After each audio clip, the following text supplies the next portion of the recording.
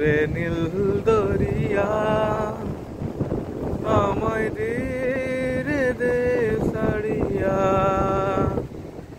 বন্দি হইয়া মনুয়া পাখি হয় রে কান্দে রইয়া রইয়া ও রে নীল দরিয়া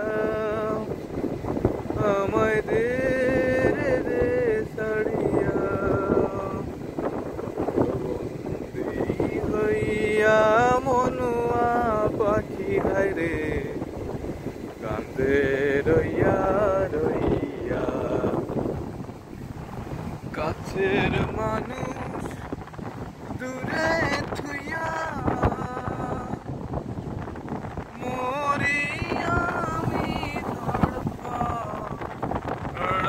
রে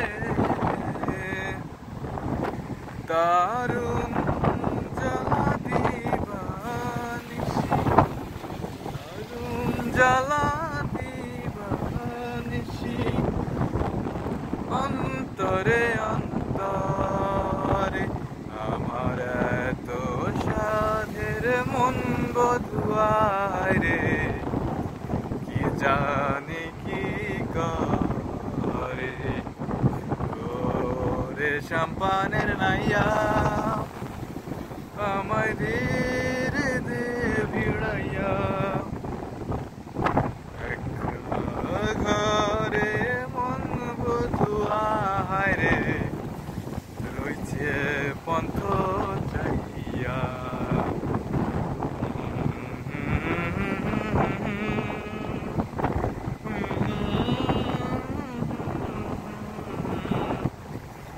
বাড়ি থাকাকালীন আমি একটু গান বাজনা শিখছিলাম, ইন্ডিয়ান ক্লাসিক্যাল মিউজিক শিখছিলাম, কিন্তু এখানে এসে কাজের এতটা চাপ যে গান বাজনা করারও কোনো সুযোগ নেই। আর আমার মেইন যে জিনিস, আমার সে হারমোনিয়াম এখানে নেই, আর একটু কিবোর্ড কেনার চেষ্টা করতেছি, এখনো কিনা সম্ভব হয়ে ওঠেনি, দেখি। কিন্তু মজার ব্যাপার হলো আমি সিঙ্গেল, আমার ঘরে কোনো কেউ নেই, আমার এরকম আমার জন্য অপেক্ষা করার মতন এরকম কেউ নেই আমার বাবা মা ছাড়া। জাস্ট মানে নীল দরিয়া দেখে গানটা মনে পড়ে গেল, মানে সবুজ নীল যে সাগরটা দেখে আমার এই গানটা মনে পড়ে গেল। এখানে ঢেউ ভাঙতেছে, জাহাজের সামনের অংশে লেগে ঢেউ ভাঙতেছে।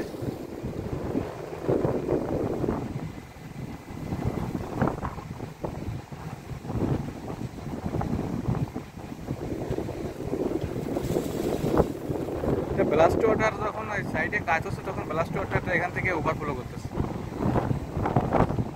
আর এদিকে সামনের দিকটায় যে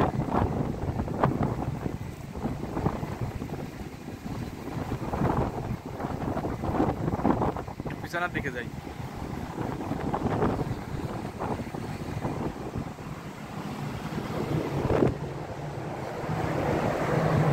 লাইফ বোট, এটা এম্বার্কেশন ল্যাডার। এইটা বেয়ে আমি, এটা ছিল অল্প, কিন্তু নিচে প্রথম যখন উঠছিলাম তখন নিচে একটা ইসের মতন ছিল, সিঁড়ির মতন, লতা সিঁড়ি বলে বাংলায়। আর ওটা যে এতটা ডেঞ্জারাস, এত উঁচু, প্রায় 6 তলা বিল্ডিংয়ের সমান।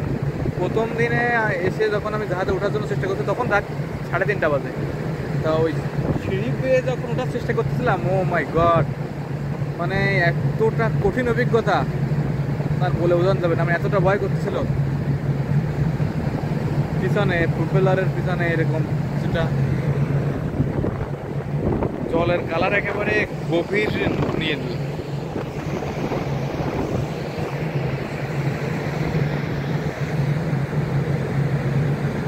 এইদিকে উত্তর দিক, এইদিকে আমার বাড়ি, এইদিকে কোথাও একটা হবে আমার বাড়ি ঘর।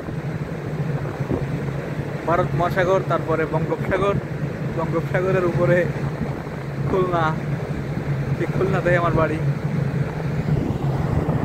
প্রফেশন গ্রেন পারেল, এখান থেকে আর কি ধোয়া বেরোচ্ছে। এই সাইডে শব্দ, অনেক শব্দ দিক যায়, সামনের দিকে যাই।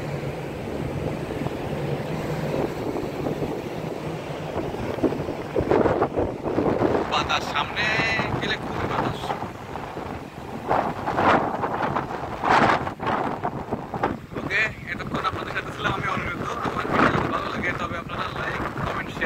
ভুলবেন না।